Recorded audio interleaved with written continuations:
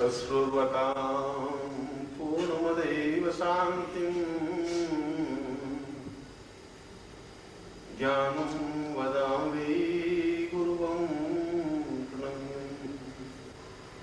आत्मानुरूपवदनं वर्मं प्रदीपं चैतन्यरूपं ज्ञानं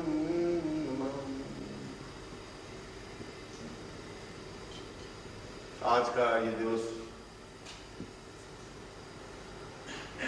ठीक उतना ही महत्व रखता है जितना गुरु पूर्णिमा का दिवस। और इस श्लोक में तो स्वयं गुरुदेव सच्चिदानंद जी ने एक अत्यंत महत्वपूर्ण बात कही है। बहुत कम सौभाग्यशाली व्यक्ति होते हैं जो अपने हृदय में गुरु को स्थापित कर पाते हैं। बहुत कम ही ऐसे व्यक्तित्व होते हैं जो अपने चिंतन से, अपने विचारों से, अपने मनन से, अपनी साधना से, अपने ध्यान से, अपनी धारणा से और कुंडलिनी जागरण के माध्यम से अथवा पूर्व जन्म के पुण्यों के प्रभाव से उस गुरुदेव को अपने हृदय में स्थापित कर पाते हैं, हृदय में स्थान दे पाते हैं, जिनके सामने संपूर्ण विश्व प्रणम्य होता है, नमन युक्त होता है। और मैं आज कभी भी प्रवचन में अपने गुरुदेव के श्लोक को उद्धृत नहीं करता है, क्योंकि वे अत्यंत उच्चतम विभूति हैं। शायद मेरे होठ इतने उच्चतम विभूति के शब्दों को सही ढंग से व्यक्त नहीं कर पाए, इसीलिए मैं कभी कभी ही उन शब्दों को अपने होठों से गुनगुनाता हूं। और उन्होंने अत्यंत महत्वपूर्ण बात कही है, क्योंकि गुरु कोई दर्शनीय वस्तु नहीं है, वो देखने लायक चीज नहीं है। गुरु तो एक तेज पुंज है। जिस प्रकार से सारा शरीर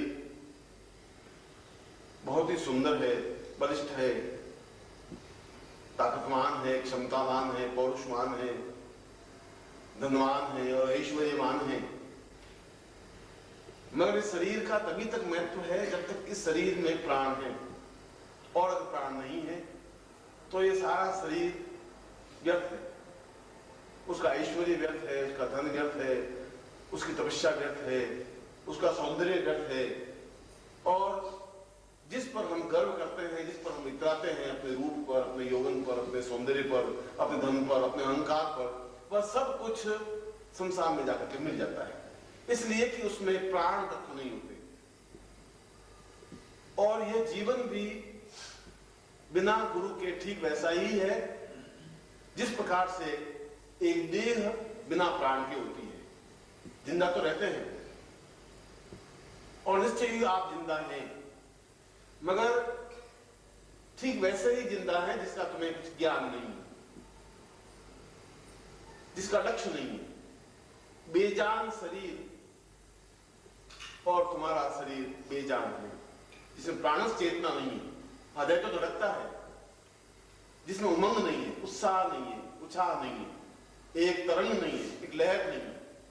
इसलिए नहीं है कि तुम अपने हृदय में उन गुरु को पूर्ण रूप से आबद्ध करने की कला नहीं जानते। वह एक मामूली व्यक्ति तो नहीं, मैं उस श्लोक को ही समझा रहा हूं। अभी तो वह कोई ऐसी चीज तो नहीं है कि जिसे प्यार किया जा सके, वह ऐसी चीज भी नहीं है जिसको देखा जा सके, और वह ऐसी चीज भी नहीं है कि उसको हम अपनी बाहों में समेट सकें। वह तो पूरे हृदय में उतारने योग्य है। प्राणों को देखा नहीं जा सकता, किसी ने भी प्राण देखे नहीं, प्राण तत्व को देखा नहीं गया, प्राण तत्व को सूंघा भी नहीं गया, प्राण तत्व को स्पर्श भी नहीं किया गया, मगर उसका मूल्य और महत्व हमें मालूम है कि बिना प्राण तत्व के जीवन स्पंदन युक्त तो नहीं होता है, वह शमशान युक्त होता है। और हम जब तक ये बात नहीं समझेंगे तब तक हम गतिशील हैं, हम चलते हैं, कभी धन के पीछे पागल हैं, कभी पत्नी के पीछे पागल हैं, कभी ऐश्वर्य के पीछे पागल हैं, कभी रूप और यौवन के पीछे पागल हैं, अपनी नौकरी के पीछे पागल हैं, व्यापार के पीछे हैं, और अपनी लाश को अपने कंधों पर ढोए हुए भाग रहे हैं। हमारी लाश हमारे कंधों पर, और हम चल रहे हैं शमशान की ओर। उसमें और आप में इतनी अंतर है, उस मुर्दा शरीर को 4 आदमी ढोकर के पहुंचाते हैं और आप अपनी लाश को अपने कंधों पे ढोके ढो रहे हैं। उसमें आप में अंतर नहीं है। अंतर आ सकता है यदि आप अपने अंदर उस प्राण तत्व को जागृत कर सकें, उस चेतना को जागृत कर सकें, उस गुरु को अपने हृदय में स्थापित कर सकें। और उस गुरु को स्थापित करने के लिए कोई प्रार्थना नहीं होती, कोई स्तुति नहीं होती, उसके लिए कोई मंत्र नहीं है, सुगंध का कोई महत्व नहीं होता है, सुगंध को देखा नहीं जा सकता, उसको एक सराहा जाता है, एक एहसास किया जाता है। और गुरु भी एक सुगंध है जो हर समय एक महक हमारे सामने विद्यमान होती है, और उसको, उस महक को, उस सुगंध को जब हम आत्मसात कर सकते हैं, क्योंकि वह एक प्राणस चेतना है।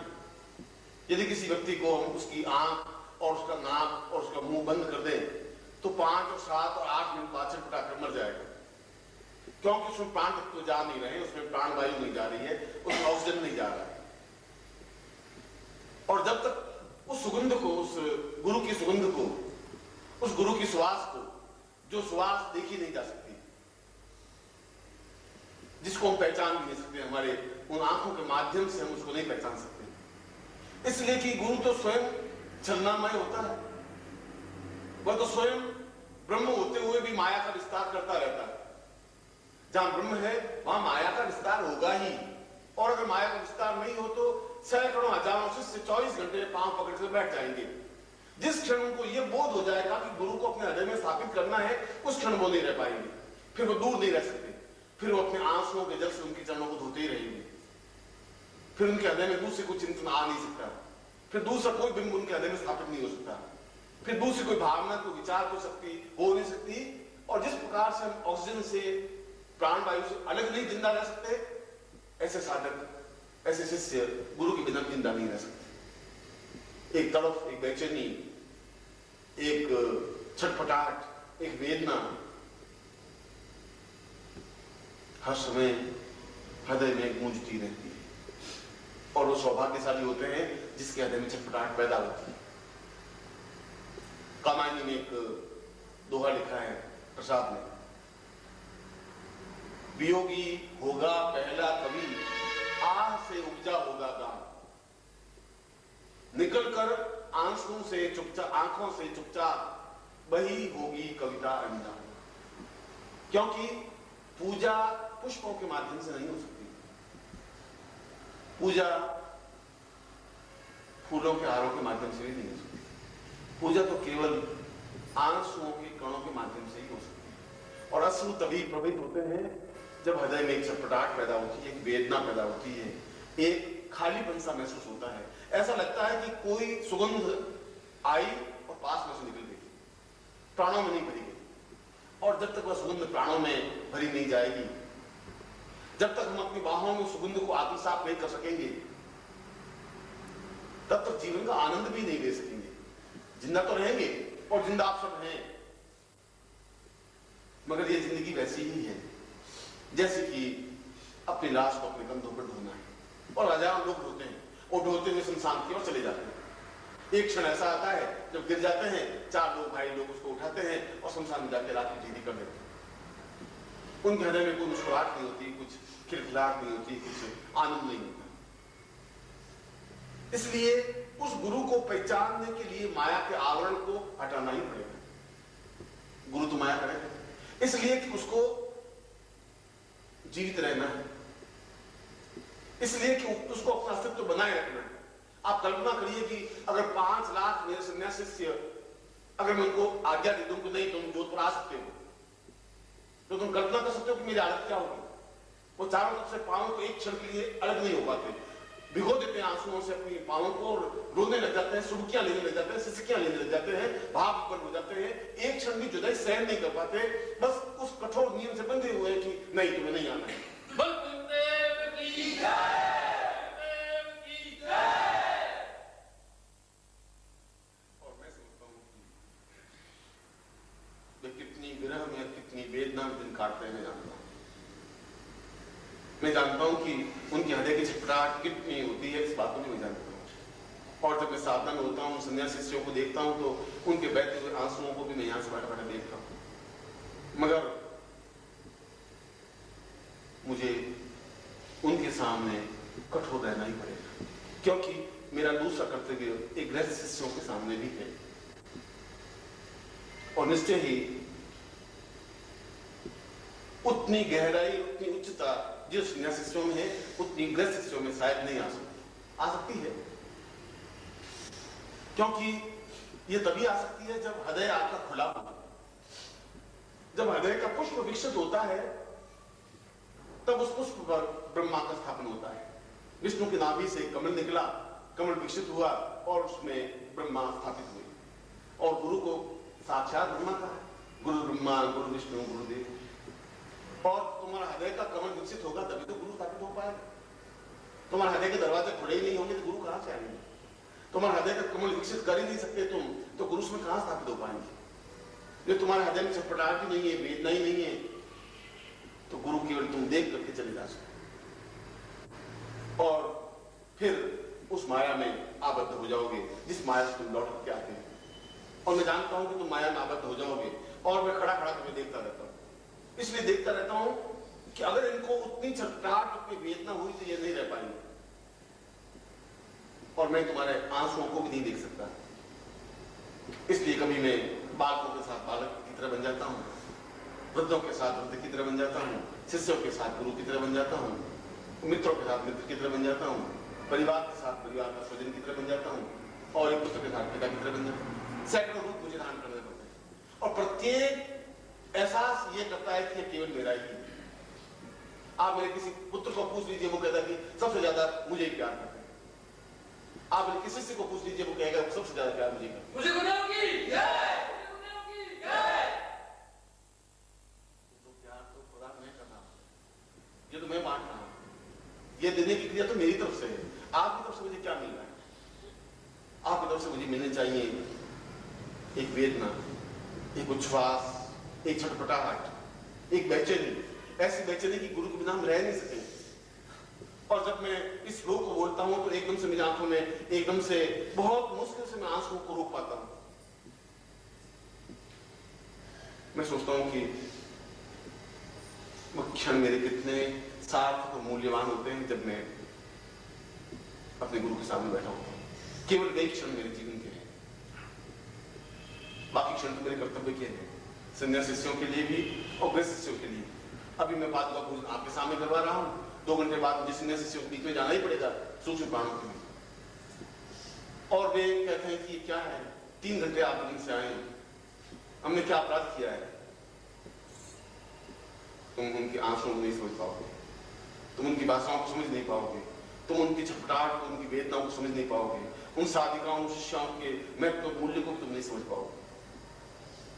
मगर ऐसी तरफ तुम्हें पैदा हो, और ऐसा नहीं होता तब गुरु पादुका पूजन का एक प्रयोग रखा कि तुम अपने घर में और तुम्हारे अपने हृदय में गुरु को स्थापित नहीं कर सकते तो कम से कम घर में उस गुरु के चरणों को स्थापन करो। शायद इसके द्वारा तुम्हारे गुरु तुम्हारे घर आ सके। कभी यह चरण जाएंगे तो हो सकता है कभी गुरु सशरीर भी आ जाए, इसलिए आगे इन चरणों को भेजा जाता है। ये पादुका स्थापन होगी तो एक भक्ति, एक विफलता, एक बेचैनी, एक छटपटाहट, कुछ क्षण अंतरंगता के आ पाएंगे। कुछ क्षण ऐसे होंगे जब हम केवल गुरु से ही बात कर पाते हैं। चाहे 1000 मील का डिफरेंस होता है, डिफरेंस अपने आप में एक दूरी, गैप कोई महत्व नहीं रखता। ऐसा हो सकता है कि हम आंखों में खोए हुए हैं, सामने गुरु का चित्र है, हम बात कर रहे हैं, वो जवाब दे रहे हैं, 4 घंटे बीत जाते हैं, 6 घंटे बीत जाते हैं, कुछ पता ही नहीं चलता। वह जिंदगी का महत्व तो मूल्य वही है, और उस आनंद की उपलब्धि वही अनुभव कर सकता है जो उस आनंद में जी सकता है। नाली का कीड़ा गुलाब की सुगंध को एहसास नहीं कर सकता। नाली के कीड़े को ये महत्व तो नहीं है कि गुलाब का पौधा, गुलाब का फूल कितना मूल्यवान है, कितना सुगंधमय है, उस सुगंध को वो एहसास नहीं कर सकता। जो अपनी बाहों में सुगंध को भर सकता है, वह सुगंध को एहसास भी कर सकता है। और शायद जितना मैं बांटता हूं तुम्हें प्यार, उसका 100वां हिस्सा भी मुझे वापस तुमसे नहीं मिल पाता, क्योंकि तुम अपने कर्मों से बंधे हुए हो, अपने जीवन के चिंतन से बंधे हो। फिर मैं तुम्हें आवाज देता हूं, कभी पत्र के द्वारा, कभी शिविर के द्वारा, कभी साधनों के द्वारा, कभी पत्रिका के माध्यम से, फिर तुम दौड़ जाते हो। फिर मैं तुम्हें अपने सीने से लगाता हूं, अपने पास बैठाता हूं, और जिस प्रकृति के हो उसी ढंग से तुमसे बात करता हूं, और एक उदास चेहरा तुम लेके आते हो, मैं बहुत मुस्कुराता हुआ चेहरा देकर तुम्हें भेजता हूं, क्योंकि उस क्षणों में कुछ क्षण मेरे सुगंधमय क्षण तुम्हारे प्राप्त हो जाते हैं, और उन कुछ क्षणों की वजह से तुम्हारा चेहरा प्रफुल्लित हो जाता है, खिल जाता है, मुस्कुराहट से भर जाता है। ऐसा लगता है कि कुछ सुगंध हमारे पूरे तन मन में, रोम रोम में भर गई है। अगर इतने क्षणों में इतना मूल्यवान और इतना प्रसन्नता, इतनी आह्लाद, इतनी खुशी और इतनी आनंद तुम्हें प्राप्त हो सकता है, तो एक हृदय में स्थापन करने के बाद तुम्हारा जीवन कितना बदल जाएगा, कितना आनंद में अपने आप में भीग जाओगे, अपने आप में कितने भावप्रबल हो जाओगे, तुम्हारा स्तर कितना ऊंचा उठ जाएगा, तुम्हें कल्पना कर सकते। इसीलिए गुरु पादुका पूजन का एक दिवस रखा, इसीलिए कि तुम में शायद क्षमता नहीं हो गुरु को अपने घर में बुलाने की, क्योंकि वह गुरु अगर तुम्हारे घर में आया ही नहीं तो वह घर ही शमशान है जहां तुम रहते हो, क्योंकि तुम्हारा अंतिम गंतव्य शमशान है। और मैं तुम्हें कहता हूं कि दोस्त रास्ता तुम्हारा नहीं है, शमशान की ओर जाने का रास्ता नहीं है, अमृत की ओर जाने का रास्ता है, प्राणों की ओर जाने का रास्ता है, जिंदगी की धड़कनों को सुनने का रास्ता है, आह्लाद, खुशी और प्रसन्नता का रास्ता है। और मैं प्रत्येक को प्रसन्नता, खुशियां ही बांटता हूं, और बदले में तुम्हारी पीड़ाएं झेलता हूं, तुम्हारी परेशानियां झेलता हूं, तुम्हारे दुखों को सुनता हूं, तुम्हारे दर्द को एहसास करता हूं, और अपनी तरफ से खुशियां तुम्हें बांटता हूं। ये देने और लेने की क्रिया है। तुम मुझे देते हो अपनी परेशानी, अपनी बाधाएं, अपने कष्ट, अपनी चिंताएं, अपनी समस्याएं, और मैं उनको जैसे भगवान शिव उस जहर को बराबर पी करके कंठ में बैठे रहे, मैं तुम्हारे उन सारे दर्दों को बैठा बैठा पीता जाता हूं, और अपनी तरफ से तुम्हें प्रेम, आनंद, खुशी और तपस्या के अंश प्रवाह करता रहता। इसलिए कि तुम मेरे हो, इसलिए कि तुम मेरे प्राणों की एक धड़कन हो, एक चेतना हो, मेरे प्राणों का स्पंदन हो। मगर प्राणों का स्पंदन होना अलग है, अपने शरीर में उन प्राणों को स्थापित करना बिल्कुल एक अलग चीज है। ये गुरु पादुका पूजन का मतलब ही इतना है कि आज तुम पादुकाओं को ले जाकर अपने घर में स्थापित कर सको, और उस क्षण की इंतजार कर सको, उस क्षण की प्रतीक्षा कर सको, उस प्रतीक्षा को अपने पास बुला सको कि गुरु तुम्हारे घर आए, तुम्हारा आतिथ्य स्वीकार करे, सब शरीर तुम्हारे घर में हो। शायद उससे ज्यादा सौभाग्यशाली कोई दिन नहीं होता। बलदेव की जय, देव की जय। और उससे भी ज्यादा सौभाग्यशाली दिन होता है जब तुम अपना हृदय विकसित कर सको, हृदय के कमल को खोल सको, और उस कमल पर उस गुरु की चेतना को, उस ज्ञान को, उस सुगंध को, उस ब्रह्म को स्थापित कर सको। उसके लिए उम्र कोई बाधक नहीं बनती, उसके लिए जाति, रंग, भेद कुछ बाधक नहीं बनता है, उसके लिए देश, काल, पात्र कोई महत्व मूल्य नहीं रखता। वह तो एक प्राण तत्व है, वह तो जीवन की चेतना है। और निश्चय ही मेरे सौभाग्य से तुम्हारा सौभाग्य ज्यादा मूल्यवान और सुंदर है, इस बात की मैं गारंटी के साथ कह सकता हूं, क्योंकि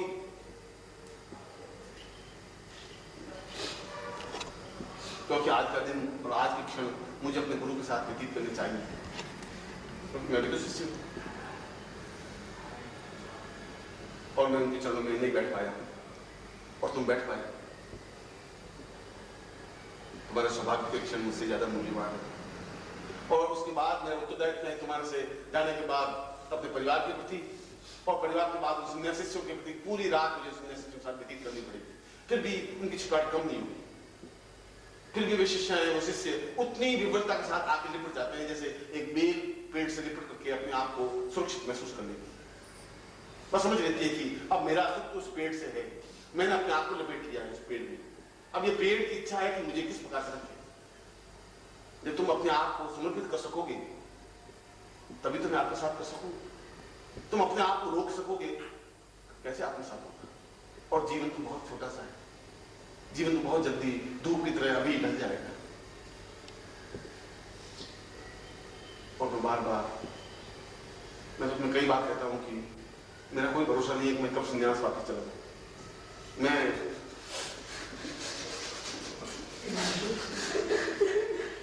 तुम्हारे बीच बैठा इसलिए हूं, ठीक वैसे ही बैठा हुआ हूं जैसे चारों तो आग जल रही है और पीछे बैठा हुआ। और उस तपते हुए रेगिस्तान इसलिए मुस्कुरान बिखेरता हूं कि मैं तुम्हारा दुख देख नहीं सकता, तुम्हारे चेहरे को उदास नहीं देख सकता। उदास देखता हूं तो मैं तुम्हें हंसाने की कोशिश करता हूं, तुम्हारे स्तर पे आके खड़ा होता हूं। मेरा स्तर तुम्हारे स्तर में अंतर है। एक गुरु तुम्हारे स्तर पर नहीं आ सकता, संभव नहीं है।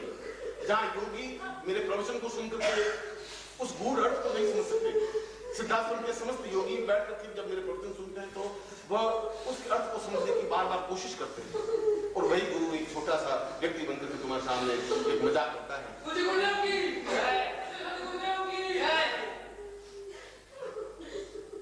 जब बातचीत करता है तुम्हें हंसाता है तो उसके पीछे कोई स्वार्थ नहीं, इसलिए कि तुम जिस स्तर पर खड़े हो उस स्तर पर खड़े होकर तुम्हें प्रसन्नता दे सको। तुम्हारे चेहरे पर मुस्कुराहट की देखता हूं तो मैं सोचता हूं कि कुछ क्षण मुस्कुराहट बन गई है और वे कुछ क्षण तुम्हारे जीवन की पूंजी बन जाते हैं।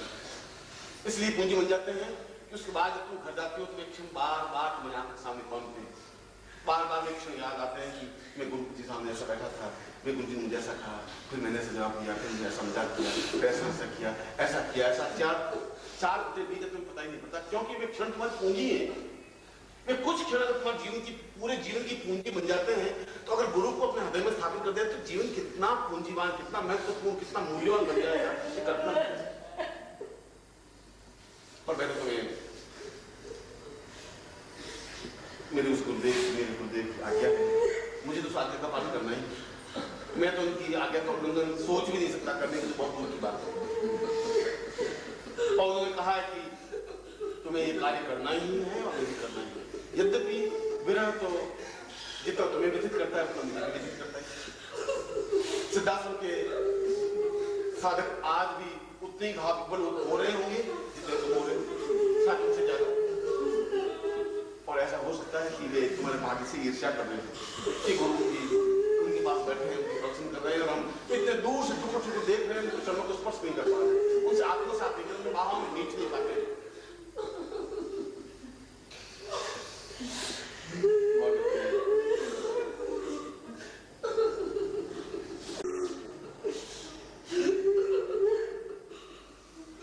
मेरी बात सुनोगे और शांत हो जाओगे।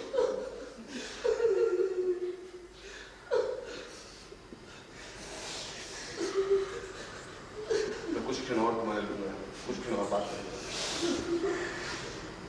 और मैं तुम्हें कहता हूं कि मेरा जीवन और मेरा जन्म कोई घटना नहीं है, एक बहुत प्रकृति का सोचा समझा हुआ स्वरूप। प्रकृति ने बहुत सोच समझ करके मुझे जन्म दिया। प्रकृति के द्वारा कुछ कार्य मेरे द्वारा करवाने हैं और मैं उस बुद्ध के बाद एक विशेष संदेश देकर तुम लोगों के बीच में एक विशेष चेतना जागृत करने के लिए पैदा हुआ। उस विरह को सहन करता हुआ उन सन्यासी और शिष्यों के जब मैं सिद्धाश्रम में गया तो सिद्धाश्रम एक शमशान की तरह था। सन्यासी साधना कर रहे हैं, आंखें बंद की बैठ, कोई चेहर पे नहीं, कोई हंसी नहीं, कोई खिलखिलाहट नहीं। ऐसा नहीं चलेगा। और मैं पहला व्यक्ति था जब मैंने कहा कि ये ऐसा सिद्धाश्रम नहीं चल सकता। इस सिद्धाश्रम में कुछ खिलखिलाहट होनी चाहिए, कुछ मस्ती होनी चाहिए, कुछ उमंग होनी चाहिए, कुछ उत्साह होना चाहिए, क्योंकि एक धारदार व्यक्तित्व ही असंभव कार्य कर सकता है। और वहां के शिष्य आज भी एक एक पल इंतजार करते रहते हैं कि कब निखिलेश्वर आए, कब हम जहां पांव रखते हैं उनके चरणों को लेकर उस माटी को चंदनित लगा इंतजार करते रहते हैं। और वो कई बार कहते हैं कि आपके रास्ते ताकते ताकते तो हमारी आंखों में झाइयां पड़ने लगी, आंखों की ज्योति कमजोर होने लगी। नमन माँ कब आए, कैसा होगा? मुझे तो वे उच्च कोटि के योगी इतने प्रिय हैं, उनको ब्रह्म का उपदेश देते हुए और साक्षात्कार कराते हुए भी मुझे तो दूसरे रूप में उन सन्यासी शिष्यों को भी उच्च कोटि की साधनाएं सिखानी पड़ती है, अपना एक प्रखर और धारदार रूप उनके सामने रखना पड़ता है। और ब्रह्म शिष्यों के बीच में भी मैं अपने संदेश को, अपने जीवन की चेतना को देने की कोशिश करता हूँ। और बालकों के बीच बिल्कुल बालकों की बात नहीं समझ पाए तुम्हारी बात, एहसास नहीं कर सके, ब्रह्म को कोई मान नहीं पाया, ब्रह्म को कुछ समझ भी नहीं पाया। और मैं ठीक कह रहा हूं कि तुम मुझे समझ भी नहीं पाओगे। जिस दिन मैं चला जाऊंगा उस दिन तुम्हारे हिस्से में आंसू के अलावा कुछ बाकी नहीं रहेगा। तुम घर जाकर के एक क्षण भी मुझसे जुदाई सहन नहीं कर सकते, एक क्षण भी मुझसे अलग नहीं रह सकते, क्योंकि तुम्हारी मेरी सुगंध को तुमने सूंघा है, मेरी सुगंध तुम्हारे प्राणों में भरी है। 2 दिन से, 2 महीने से, 2 साल भी से तुमने एक अपूर्व सुगंध, उस अपूर्व आनंद को एहसास किया है, आत्मसात किया है।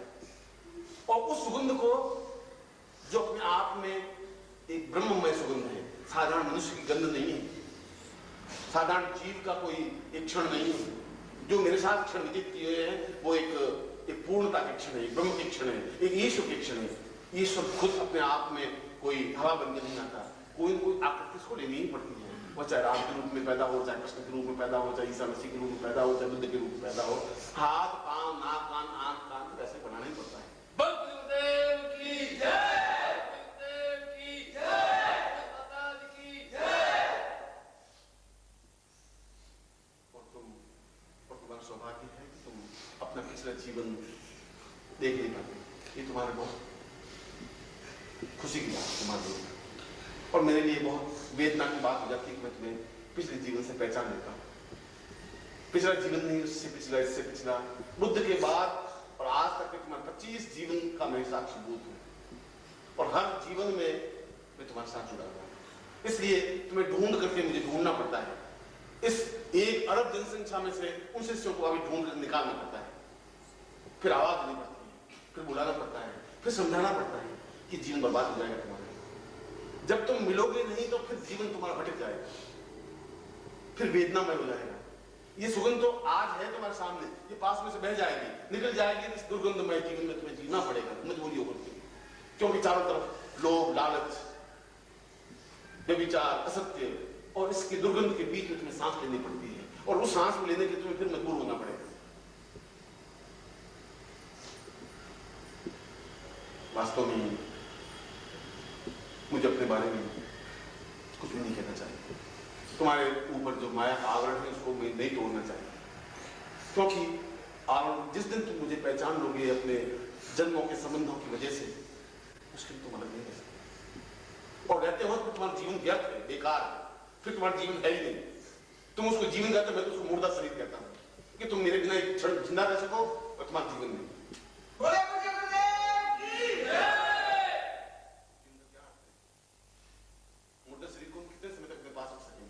घंटे, 2 घंटे, 4 घंटे, 6 घंटे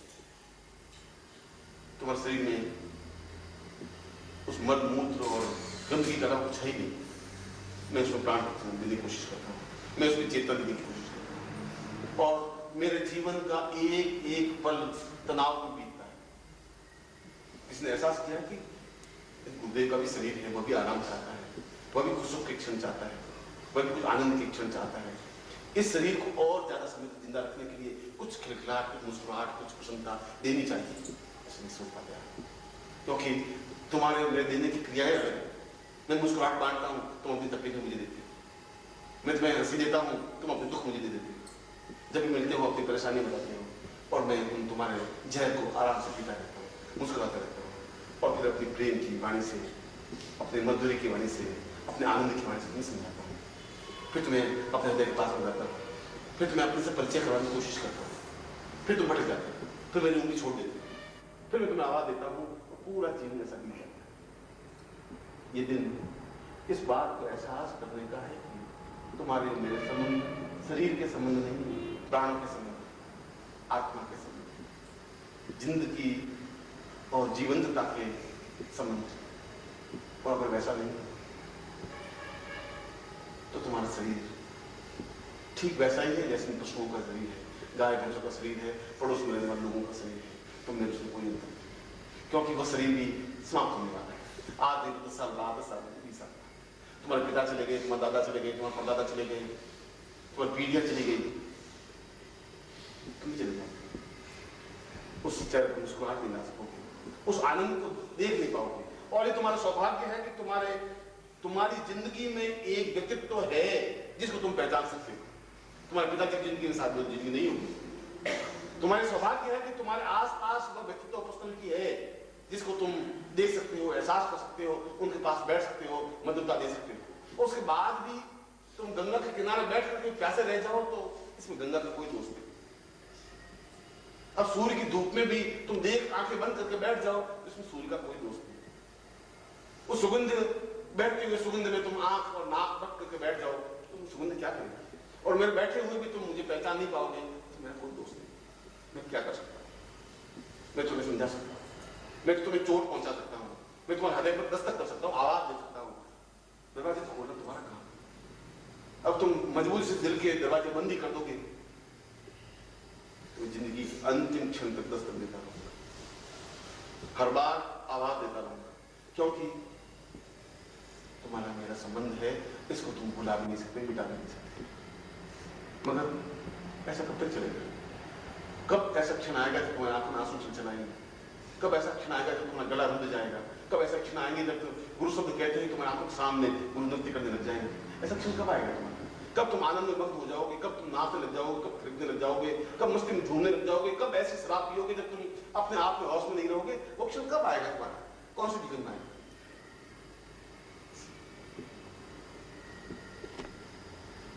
और मेरे द्वारा भी नहीं आ सका तो संसार में कोई व्यक्ति तुम्हें आनंद नहीं दे सकता।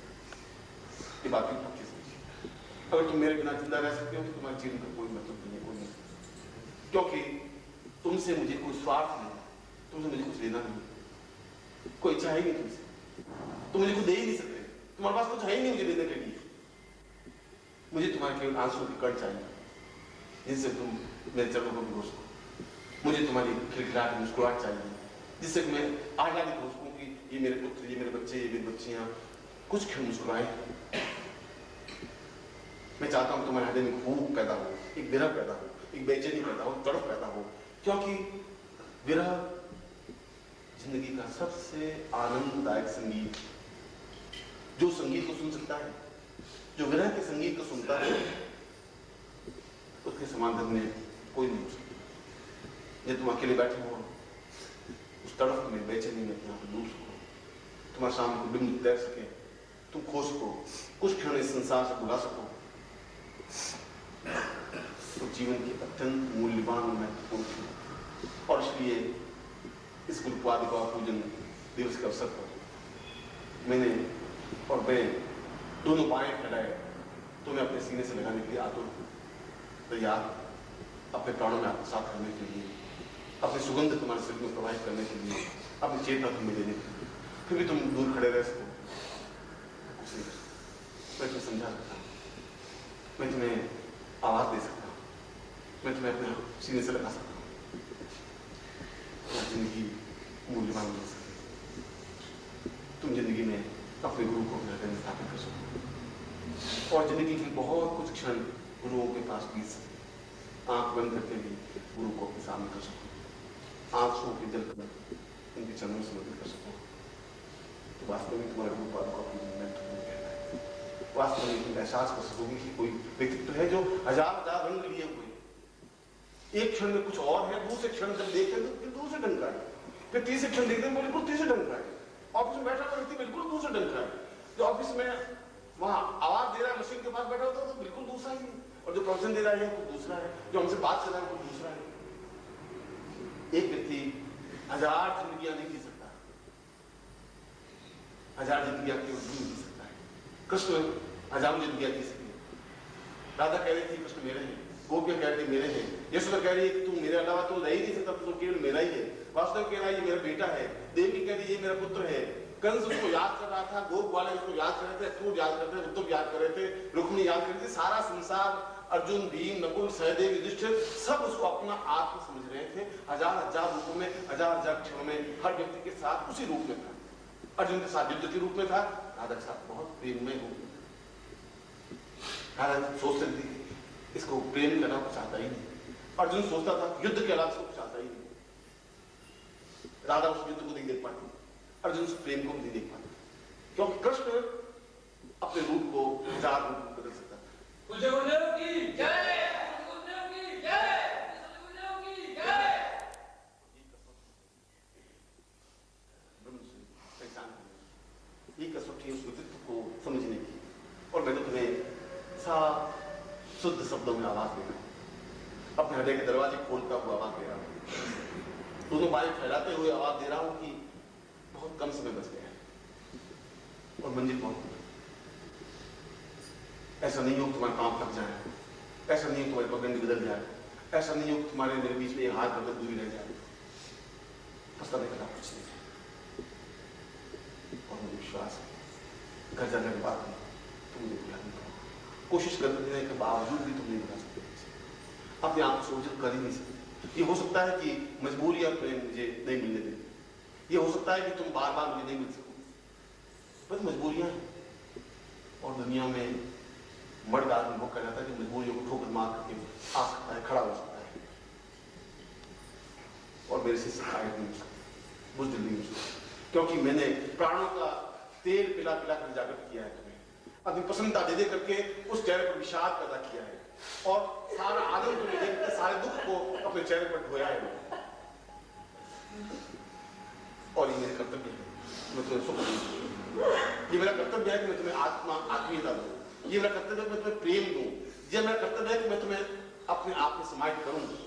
और वास्तव में सौभाग्यशाली होते हैं जो मेरी सामीप्यता अनुभव कर सकते हैं, जो समीप आ सकते हैं, अपने जन्म स्थापित कर सकते हैं। और गुरु पूर्णादि को पूजन के अवसर पर आज तो मैं दीपा दुआएं तुम्हारे घर भेज रहा हूं।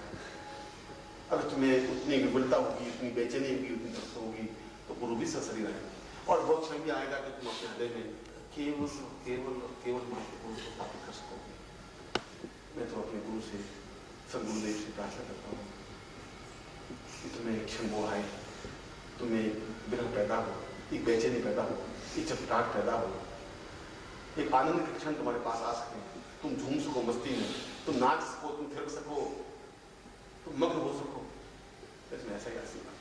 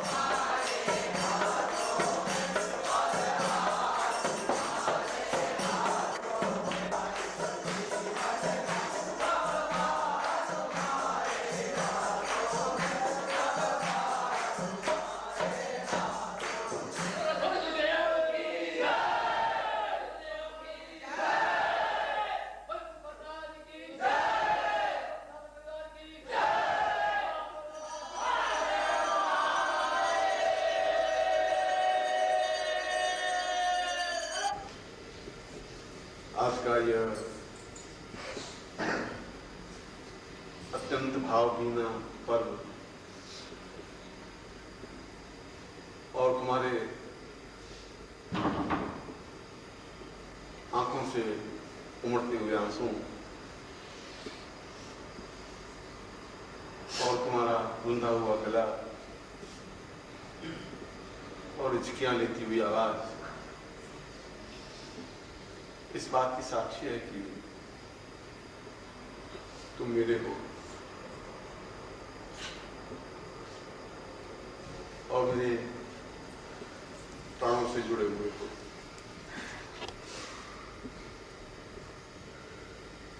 जाने का या अलग होने का जितना दुख और वेदना तुम लोगों को होती है, शायद उससे ज्यादा वेदना दुख मैं अनुभव करता हूं। अंतर इतना ही है कि आपके आंसू वो भाषा बोल लेते हैं और मुझे उन आंसुओं को पीना पड़ता है, क्योंकि मैं पुरुष हूं और मैं खुल करके रो भी नहीं सकता। मगर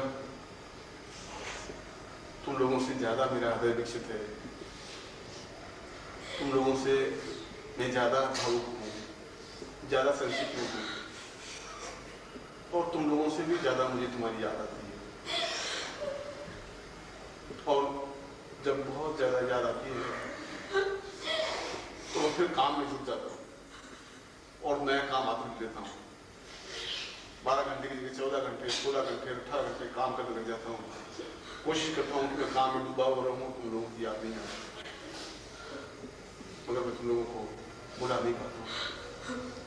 हर क्षण हर पल तुम्हारी याद मेरे हृदय में बनी रहती है और मैं तुम लोगों को बहुत प्यार करता हूँ, बहुत बहुत प्यार। शायद जिंदगी से भी ज्यादा मैं तुम लोगों को प्यार करता हूँ। ऐसा नहीं हो जाए कि जिंदगी की सांझ में तुम लोगों का साथ छूट जाए, ऐसा नहीं हो जाए कि तुम बिछुड़ जाओ, ऐसा नहीं हो जाए कि तुम्हारे हाथ से मेरी उंगली निकल जाए। थामे रहना और जहाँ मिलन है वहाँ जुदाई है, जहाँ स्नेह है वहाँ विरह है। किसी हालत में तुम्हें विदाई नहीं दे सकता, मगर कुछ क्षण इतने दुखदायी होते हैं। विरह शब्द ही बहुत दुखदायी है। शायद तुम मेरी हृदय की आवाज को, मेरे हृदय के संगीत को, मेरे हृदय की तड़प और वेदना को तुम समझ भी नहीं पाओगे और नहीं समझो अच्छा है। शायद तुम अपने हृदय के जहर को आंखों से बहा देते हो और मुझे घूंट घूंट तड़पना पड़ता है, पीना पड़ता है। मैं तो इतनी बात कह सकता हूँ, तुम लोगों को बहुत प्यार करता है, बहुत ज्यादा।